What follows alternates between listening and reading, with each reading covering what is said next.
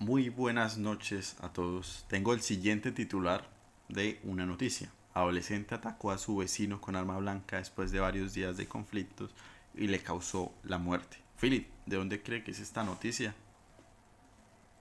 De la localidad de Kennedy, no, no mentira, no tengo la menor idea. ¿De dónde puede ser? Me la echó Kennedy Bogotá o Kennedy Bucaramanga. Bueno, le cuento que es cerca nuestro. Sí, es de Girón, en Santander.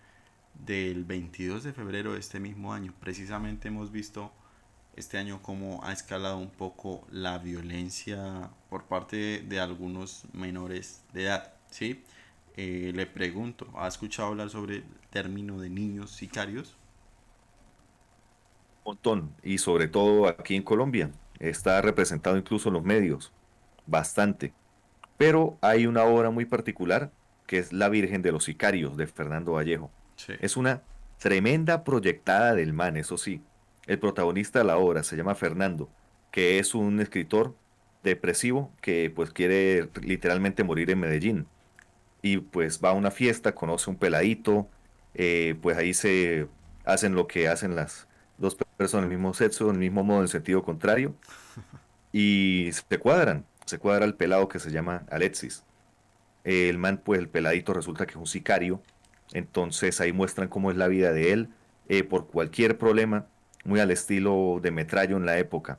Saca la pistola y pam, pam, los desaparece. Al que tenga algún problema. Fernando es una persona belicosa, es un peleón. Y pues Alexis, siempre que Fernando tiene algún problema, lo defiende. Incluso hay una escena en la que el taxista llega y pues tiene la música muy alta. Entonces Fernando dice, no, bájale a esa música. Y el taxista le dice, pues que lo chupe. Ah, Alexis no se la cala y de una vez se baja el taxista. Lo gracioso es que poco después muestran una parte ahí de medallo, un mirador, no sé exactamente en qué lado era, y hay un letrero que dice, prohibido botar cadáveres. Esto uy, más o menos como que nos dice el contexto de la época en Medellín. sí. No se cierra solo a Medellín por algunos casos que vamos a ver más adelante, pero sí, el caso es que pues los niños sicarios en Colombia han estado ya plasmados por los medios de comunicación y más adelante pues iremos viendo algunos que han sido los casos más famosos, lamentablemente. Así es, hermano. Pues precisamente como usted acaba de hablar, pues un niño sicario es un menor de edad que puede ser o no reclutado por una organización criminal para asesinatos o pues actos violentos a cambio de dinero, ¿sí? Le cuento que este término nace por los años 80, en donde específicamente se instrumentaliza la figura del menor de edad para cometer crímenes y pues traigo algunos relatos sobre estos hechos, ¿sí? Quizás el más relevante, bueno, lo más relevante del debate de un poco moral, un poco ético, no sé, sobre las penas de estas personas, lo vamos a hacer al final del podcast, ¿sí? ¿Su merced ha escuchado hablar sobre Andrés Arturo Gutiérrez Maya? No le suena ese nombre para nada. Me suena y no por algo bueno, pero me gustaría que me cuente más. ¿Qué es ese hecho del que se le culpa? Listo. Resulta que por allá, pues en los años 90, este niño tenía 15 años y tuvo pues la valentía de asesinar al líder de la Unión Patriótica, Bernardo Jaramillo, ¿sí? Este Bernardo Jaramillo seguramente le suene más. Pues este hecho ocurrió en el aeropuerto del Dorado. Le disparó a quemarropa con una Mini 380, ¿sí? Eh, Recordando un poco la escena, las últimas palabras del candidato fueron: mi amor, no siento las piernas, estos putas me mataron, abrázame y protégeme que me voy a morir. ¿Sí? Eso fue lo que hizo Bernardo Jaramillo. Resulta que este caso es un poco delicado. ¿Sí? La mamá fue un testigo muy importante para el caso y relató que pues 2 semanas antes del crimen la familia tuvo que empeñar varias cosas del hogar porque estaban en una situación económica bastante complicada, ¿sí? Le cuento que la pena de Andrés fue muy corta, un poco más, un poco menos de un año, solamente, sí, menos de un año, algunos meses, y salió en 1991. El caso es que solo pasó algunos meses, en 1992, él y sus padres fueron hallados muertos en un auto. Aún más curioso todavía que John Henry, el hermano, eh, también resultó asesinado años después. Mire cómo la violencia carcome desde un miembro a una familia y se termina comiendo todo, ¿sí? Entonces, increíble. Su merced que había escuchado sobre la muerte de Bernardo Jaramillo, ¿sabía algo al respecto? Sí, mano, es algo muy fuerte porque pues al llegar al país yo pues ya tenía conocimiento de algunas cosas de la historia de Colombia, su violencia pues característica siempre y los magnicidios no faltaban. Este pues me llamó la atención por lo particular del caso en su momento, que después vimos que no fue tan particular e iremos repasando algunos casos que no lo convierten pues en algo particular, sino en un fenómeno que se repite un montón. En- lo otro es que este muchachito pues sí tenía muchas carencias en el hogar, su papá no estaba muy claro a qué se dedicaba. El caso es que él antes de meterse a este mundo, él vendía frutas en las esquinas de Junín, allá en Medallo. También era cuidador de carros en las noches, en los días, bueno, dependiendo cómo le tocara, porque plata era lo que hacía falta. Era un pelado que pues él nació con un problema de estrabismo. A propósito, ¿sabe qué es estrabismo? Sí, los ojos se mueven a lo Exacto, un loco. ojo mirando para el coño y el otro lo mismo. Sí. Eso es el estrabismo. Eso tenía y pues fue operado. Una familia de escasos recursos pues tuvo que pagar esa operación. Una familia que en ocasiones no tenía para comer. Muchísimas, falta de todo en el hogar. Entonces el pelado a los 7 años, él deja el colegio y se pone a trabajar. En esas cosas, después de trabajar vendiendo frutas, después de trabajar en lo de los carros, es un chofer, un cliente de él al que le cuida el carro, el que le presenta una oportunidad de trabajar en una supuesta fábrica de tizas de billar. No sé qué tan rentable puede ser ese negocio, pero más rentable lo que hay detrás. Ahí conoció a otro pelado con el alias de Jerry, que es pues el protagonista de la historia, que lo voy a comentar más adelante, que es otro magnicidio que ocurrió también más o menos pues de la misma manera, y se trata del asesinato de Carlos Pizarro León Gómez, Uf, sí, hermano. excomandante del M-19, candidato presidencial, similar totalmente, pero él fue asesinado en pleno vuelo, a pesar de que tenía un escuadrón de escoltas del DAS, abordó el vuelo 036 de Avianca con destino a Barranquilla ese 26 de abril. Apenas estaba despegando Bogotá cuando uno de los pasajeros que se había sentado pocas filas de él se levanta de su silla, saca la misma arma que habíamos comentado, una subametralladora Ingram Mac 10, la conocida Mini, la tartamuda, y abrió fuego contra Pizarro. En segundos, el hombre dio su último suspiro. Ese Jerry se llamaba Gerardo Gutiérrez Uribe. Adivine cuánto tenía. 19 años. 19 años, exacto, y era de Metrallo también, justamente donde coincidió con el mencionado anteriormente. Había sido entrenado pues desde joven en esa supuesta fábrica de tizas de billar Ok. para lograr este cometido. Sí. Pero pues él también fue cegado inmediatamente por uno de los escoltas de Pizarro, que viajaba con él. Por eso entró un dilema en el que no se sabe si este escolta pues tenía conocimiento o no de lo que iba a pasar, y lo que hizo fue silenciar al muchacho. Pero también en defensa de él, pudo ser que lo haya hecho porque pues representaba una amenaza. No tenía el cartucho vacío. Pero Pudo haber abierto fuego contra los demás. mire que el relato de Oti Pero Patiño es que quien silencia a este, bueno, ya era mayor de edad, pero a este joven es alguien del DAS. exacto, el escolta era del DAS. Sí, Me había mencionado, sí, que el escolta era del DAS. Y relacionemos el pues, DAS con la figura que tiene el Estado colombiano, ¿no? claro, el DAS desaparecido ya, pero en su momento pues fue un ala del gobierno como una especie de, no de policía secreta, pero sí hacía operativos muy similares a los que haría una policía secreta. Estuvo el DAS vinculado a muchos crímenes de lesa humanidad, a la famosa chuzada más recientemente, cosas que pues llevaron a su desaparición.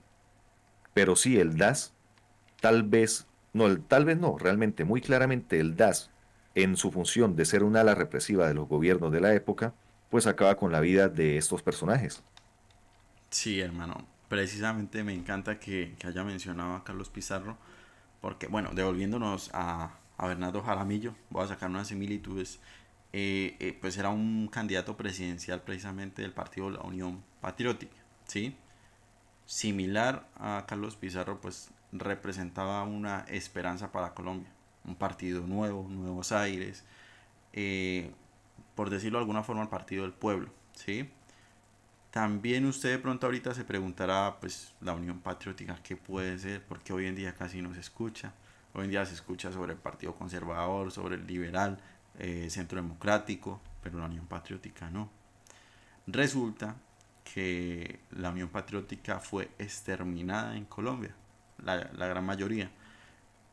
Lamentable, sí, sumado pues a lo que le comento del asesinato de Carlos Pizarro, José Antequera, Carlos Covats, Henry Montenegro, Miller Chacón, Henry Millán, Manuel Cepeda Vargas, Eduardo Mañán Mendoza, Jairo Bedoya, Ángel José Quintero, Octavio Sarmiento Borges, Tirso Vélez, bueno, Eso muchísimas es. personas más.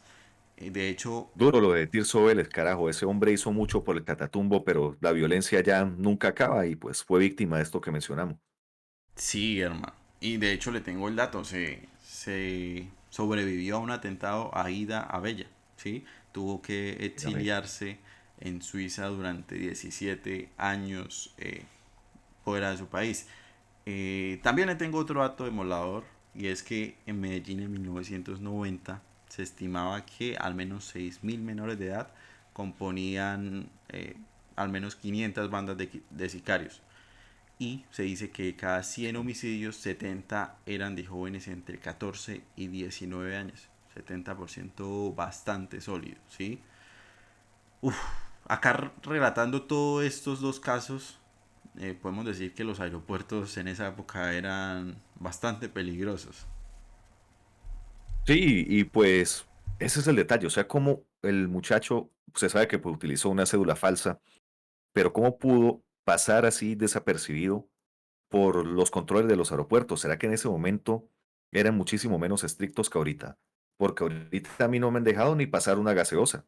Es más, me ha tocado decirle a uno de los muchachos delante de él si me podía tomar la gaseosa, ya que no la podía llevar, pues acabarla, ¿no? Al menos.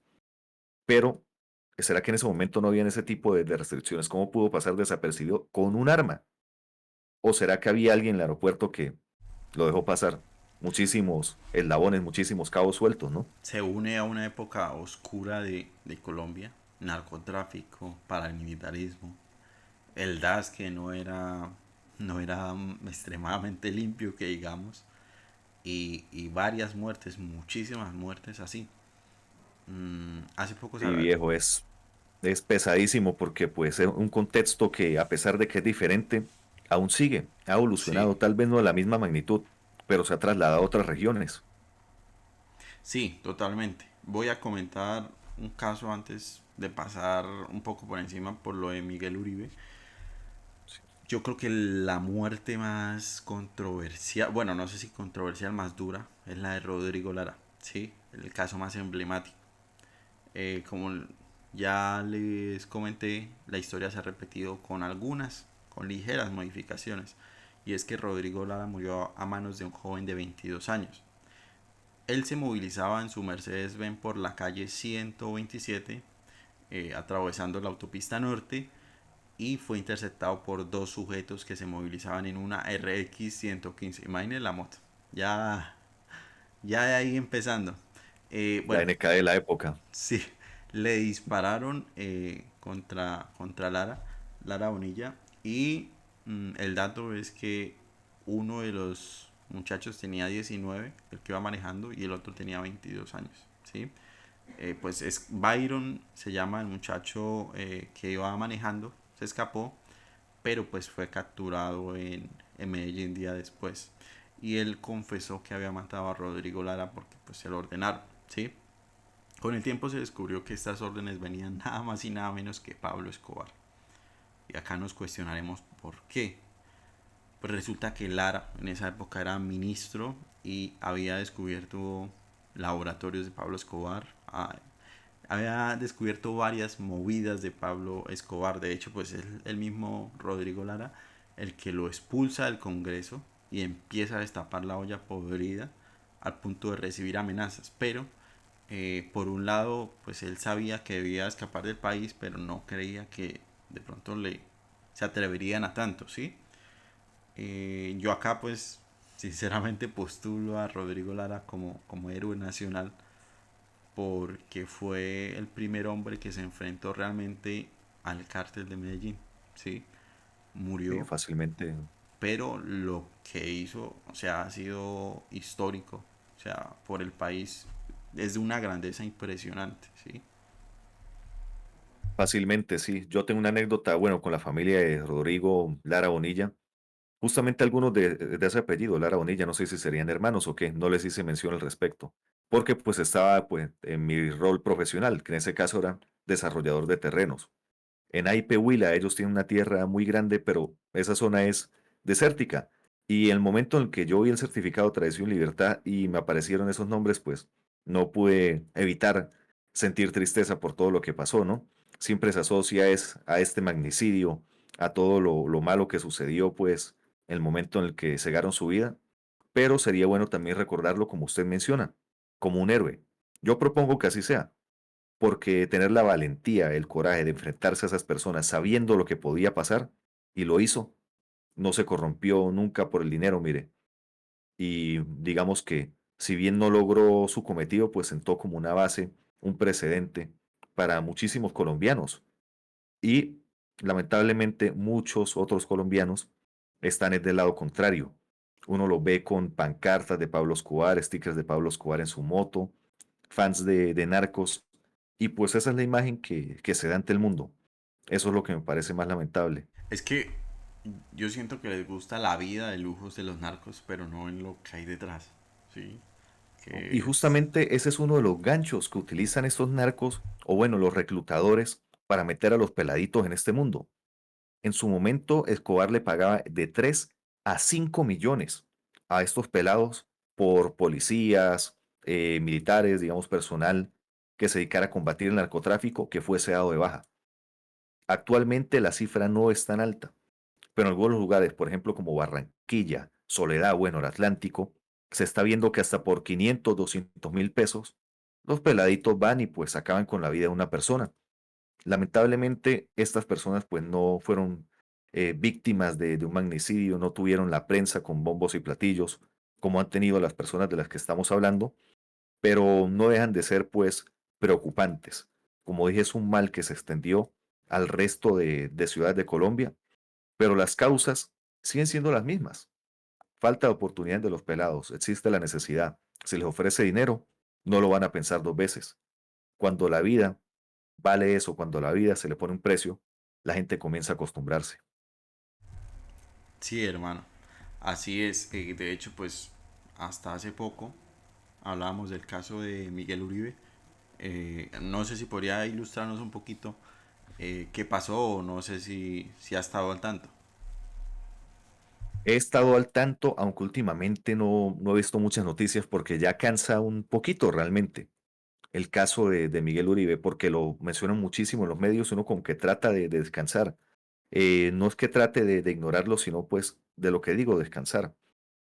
Miguel Uribe estaba dando una conferencia en Bogotá y en plena calle, y era un acto de campaña, y un pelado de 15 años con una Glock, una 9 milímetros, le pegó un par de disparos. Lo que pasa es que esta 9 milímetros no fue adquirida en Colombia, fue adquirida en Estados Unidos y fue traída a territorio colombiano para cometer esto. Hay muchos cabos sueltos también aquí, sobre todo lo último que alcancé a leer, pues que era el celular. El celular que se encontró en el momento, pues no era el que le estuvo usando para las comunicaciones. Y después de una búsqueda tan ardua, yo no sé cómo tardaron tanto en darse cuenta de que este celular estaba en la casa del muchacho. Ahora, en antes, momentos, segundos antes de este acto, se alcanza a ver también una señora, una muchacha que hace como unas señales, probablemente para que él accionara el gatillo. Pues bueno, las balas ingresan, una de ellas pues ingresa al cráneo de Miguel Uribe, lo que lo mantiene en un coma desde ese momento. Y pues se ha utilizado lamentablemente el caso para hacer campaña de lado y lado. Lo están utilizando pues como carroña. para hacer política, para hacer campaña. Pero más allá de esto, pues, no sé si tendrá algún detalle más que comentarme. No, hermano, pues no lo pude definir mejor. Eh, pues la derecha estaba bastante fragmentada. No sé si esto haga que se unan fuerzas. Pero pues digamos que derecha o izquierda es un acto bastante lamentable. A mí personalmente Miguel me parecía una persona detestable, o bueno, no persona porque no lo conozco personalmente, un político No, como bastante, político era sí, detestable, sí. nefasto, tenía una lengua que no podía con él. A lo que yo iba es que se ha hablado mucho de este caso, pero pues poco se ha hablado de Juan Camilo Espinosa. Y ahí es donde uno ve de qué parte están los medios, porque Juan Camilo Espinosa también era un político, concejal en San Andrés, de Cuerquía, perdón, y tenía una condición de discapacidad. Lo asesinó precisamente un muchacho de 17 años. Resulta que quien lo asesinó se dice que pertenece a las disidencias de la FARC. O sea, realmente criminales que tuvieron la oportunidad de dejar las armas, pero pues su amor a la guerra los hizo seguir en eso, ¿sí? Yo creo que si habláramos en este caso de casos puntuales, este podcast alargaría 24 horas, inclusive más. Sí. Podríamos hablar de, bueno, el caso de Miguel Uribe, alias Pinina, alias Toño, también unos eh, sicarios jóvenes de Pablo Escobar. También profundizar sobre carteles. Los sicarios de Pablo Escobar, Sí, justamente me gustaría hablar de los suizos. No, no se trata de gente originaria de ese país, de Suiza, ¿no? Sino que era como a los sicarios les dicen sicas, en este caso a los suizos, era por suicidas. Y eran pelados que pues al principio, digamos que se inmolaban, digamos que por ese adoctrinamiento que desde pequeños se les ha dado, algunos de ellos, como dice, pues pertenecieron a grupos al margen de la ley, ¿no? Entonces van a cumplir su misión, que sería su última misión, pero se les cumplen algunas condiciones antes de hacerlo. Y justamente es en estos vacíos, en estas carencias que tienen sus hogares. Por ejemplo, a mi mamá le falta la neverita, a mi papá le van a quitar la casita, le falta pagar una cuota. Cosas que pues a uno le pueden parecer pendejadas, pero que para ellos es imposible cumplirlas. Entonces, con tal de tener a su familia contenta, van y cumplen ese cometido. Al final, ya pues los pelados, algunos como que eran más conscientes, valoraban más sus vidas, entonces, mediante engaños, los hacían que explotaran, tal como se hace en Medio Oriente, con Hamas, con Hezbollah, el Estado Islámico, igualito, no tenemos que ir muy lejos para ver esa forma de violencia aquí en Colombia. Actualmente, pues, ya no existen esos suizos, ya con no la desaparición, ¿no? Sino el desmantelamiento del cartel de Medellín. No digo desaparición, porque incluso nos podría dar para un siguiente episodio, sin mencionar nombres para que no nos metamos en problemas. No que nos desmoneticen de YouTube, sino que nos desmoneticen de la vida, ¿no? sí, sí. Pero sí me gustaría hablar de esto más adelante. Sí, hermano. Lo que le comento, si empezamos a tocar casos puntuales, llegaríamos 24 horas de contenido, inclusive más. No acabaríamos, sí. Pero Sí, pues, duraríamos hasta más que los juicios de Uribe. esa vaina. Pero pues teníamos desde el inicio planteado un debate. Sí, es que yo les quiero hacer varias preguntas, empezando, ¿sí? Siente que los menores de edad son plenamente conscientes de sus actos. Y acá yo le pregunto, transporte a su yo de menor de edad hace quizás 10 años, eh, revise cómo era su mentalidad y pues me comenta. Usted lo dijo, plenamente. No, plenamente no. No son conscientes de sus actos. Y ahí es donde entra muchísimo pues la educación del hogar, la cual yo menciono y aprecio y valoro muchísimo. La sociedad pues está evolucionando de tal manera en la que el rol de los padres en la crianza se ha disminuido muchísimo. ¿Por qué? Vemos en este caso del muchacho el que acaba con la vida de Bernardo Jaramillo, de Arturo Gutiérrez, pues que el momento en el que le llegan a la madre a comentarle, señora, su hijo fue el que asesinó a Bernardo Jaramillo. No llegan a su casa, no llegan horas del día, le llegan al trabajo en horas de la noche. Una señora que tiene que trabajar 2 hasta 3 turnos con tal de suplir esas carencias del hogar, con tal de llevar el pan a la mesa. Estamos hablando de que pues a estos pelados los cría la calle, actualmente los cría el internet también, además de la calle, y sus padres no están presentes, no necesariamente porque no quieran, sino por este contexto que acabo de mencionar. Son pelados que, como decimos, no son plenamente conscientes de sus actos. Entonces, una influencia que no es hogareña, que no se guía por una moral del hogar, una moral familiar, sino que se guía por estos lineamientos de la calle que son muy diferentes a los del hogar. Entonces ellos terminan cometiendo esos actos y, como digo, pues la vida va perdiendo valor poquito a poco para ellos, al momento pues de que ellos lo ven ya como un trabajo. Y en la mente de ellos, algunos puede que tengan ese remordimiento de acabar con la vida de alguna persona, pero para ellos lo importante es llevar el pan a la mesa, tener su platica, vivir y en algunas ocasiones hasta sobrevivir. Sí, exactamente. Uy, casi que me queda el micrófono trabado. Sí, yo también pienso, bueno, me transporto a esa época de los 16 15 años y yo digo, pues era un pendejo. Y así mucha gente precisamente. También le quería preguntar si cree que endurecer las penas a estas personas, a estos niños realmente en algunos casos, podría ser un camino viable en esta sociedad. Eso es como el boxeador que quiere quitarse los moretones a punta de pomadas. Deje de boxear. Eso no es así, eso son medidas paliativas, más no son como tal soluciones, para nada. Estamos Ok, atacando el problema y no de raíz. sí, Mencionamos cuáles son las causas, qué es lo que pasa, pues que les resulta atractivo este estilo de vida, esta profesión, porque al fin y al cabo pues viene siendo una profesión, porque no tienen más que hacer, porque les llega la oportunidad, como el caso de Gutiérrez Maya, les llega pues una persona se baja del carro, hey muchacho, mira, yo que tú trabajas, te tengo una mejor oferta, ven a trabajar para mí.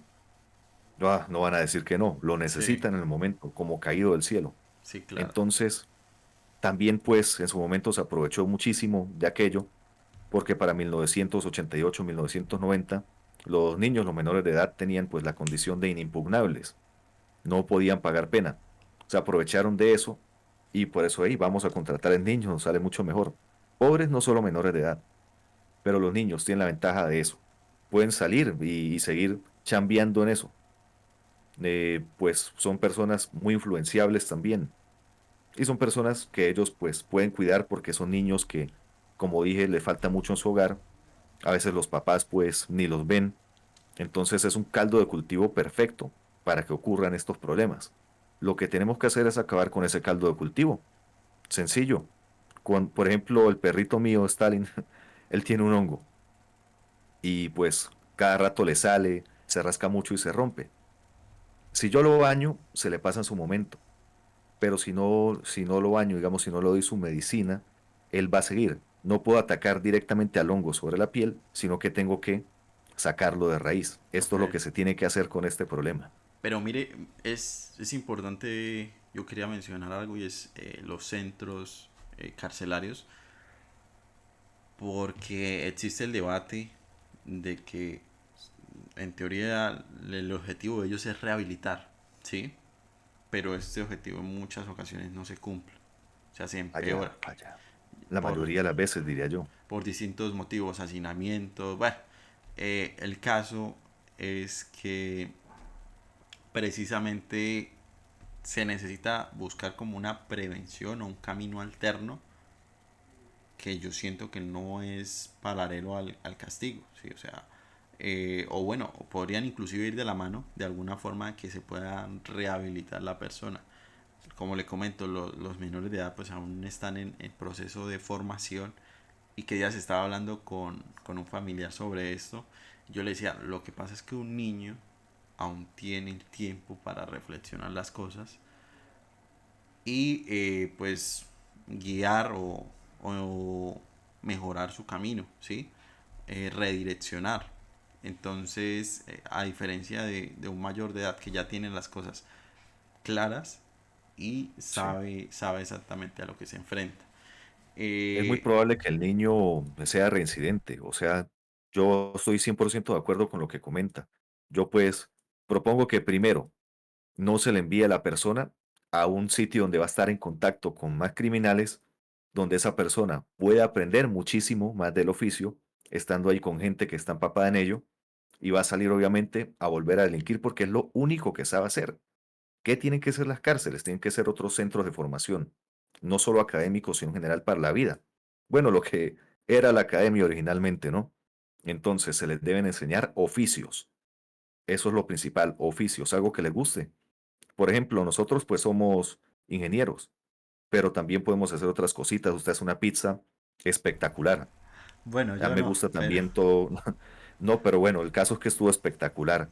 Hay gente que le gusta la carpintería, la metalurgia. sí. Y son cosas que les van a servir para la vida, son oficios. Si no los contratan, pues que se les dé entonces un incentivo para que ellos emprendan, sea lo mejor con una buena vigilancia.